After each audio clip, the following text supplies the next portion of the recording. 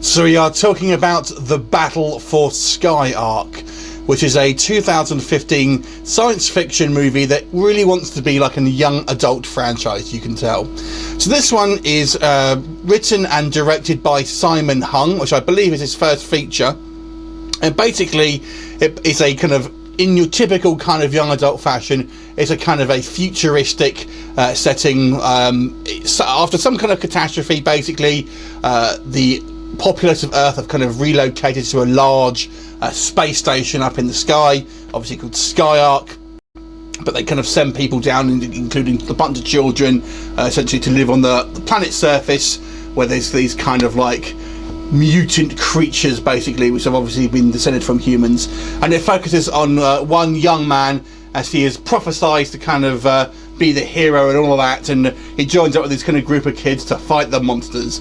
So the premise here is very reminiscent, and the style of it is very, very reminiscent of anime and video games, even though it is actually a US production.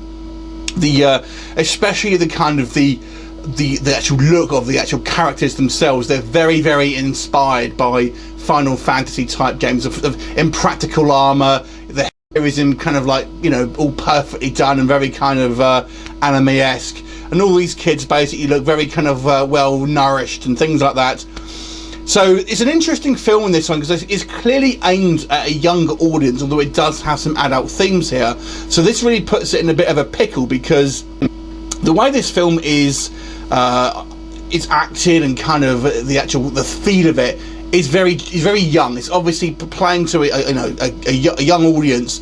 However, there are some kind of some somewhat violent scenes in this, where they're fighting these mutants. Basically, they do kill. They are stabbing them and things like that. So it's basically level of violence, I would say, puts it maybe a little bit above where I think it should be. Whilst otherwise, this would be a kind of a children's or family film.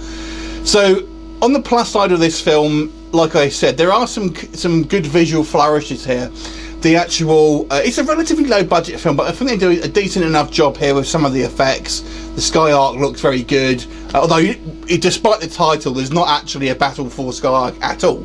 But you do kind of see it up in the sky, though it does seem to change position at a kind of a drop of a hat. Some of the kind of the matte paintings of the kind of the backgrounds and stuff like that, they all look kind of quite impressive to look at. I think some of the creature designs also look quite good.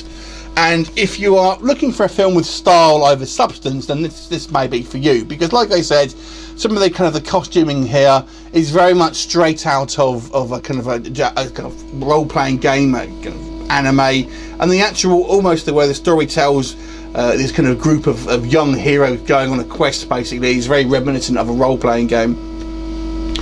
But unfortunately, this film has some serious issues. It is a relatively lower budget production, so that is shown on screen, unfortunately. Even though the effects, I think they do a decent enough job when we show them, they're not overly indulgent with the effects. The acting here, I would say, is all a little bit patchy. It's a predominantly child cast. There are a few adults in the kind of like the creature roles and flashbacks and stuff like that, but the majority of the cast are all kind of young teens basically, and sadly the acting isn't all that good. And I didn't like the kind of the plotting of this film. I mean, we get this guy, our main sort of hero, if you like. He comes down on Earth and he's prophesized to be this kind of like this great hero, and he kind of like agrees to help these people literally within 10 minutes of speaking to them, and he's kind of fallen in love with the girl after 10 minutes and stuff like that.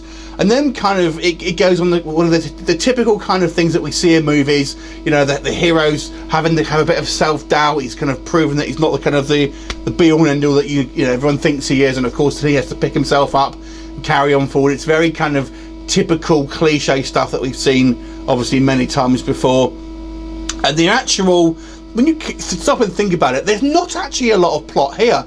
Really, the film consists of these kind of group of kids running around ruins trying to find something, basically, and that's pretty much your plot.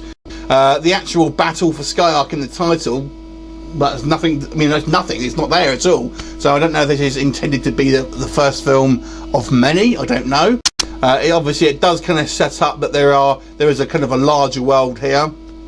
So if you are a fan of things like the Hunger Games, like the Divergent series, or you do like the kind of the storytelling and the aesthetics of a kind of a Japanese role-playing game or anime or something like that, then you may find that you enjoy this film.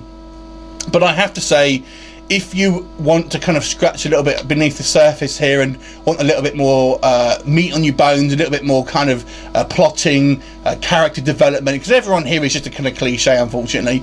Things like that, if you want a little bit more from a film, other than kind of just more sort of somewhat flashy visuals, even on a budget, then you may be disappointed with this film. But like I said, there are a few touches of, I think, good ideas here. I did like the kind of some of the creature designs, and some of the set design I think is good as well. So I'm going to give this movie a 4 out of 10. It's not terrible, but to be honest with you, it's kind of boring at the same time. So 4 out of 10. Have you seen it? What did you think of it? Leave me a comment, and I'll look forward to seeing you next time. Bye for now.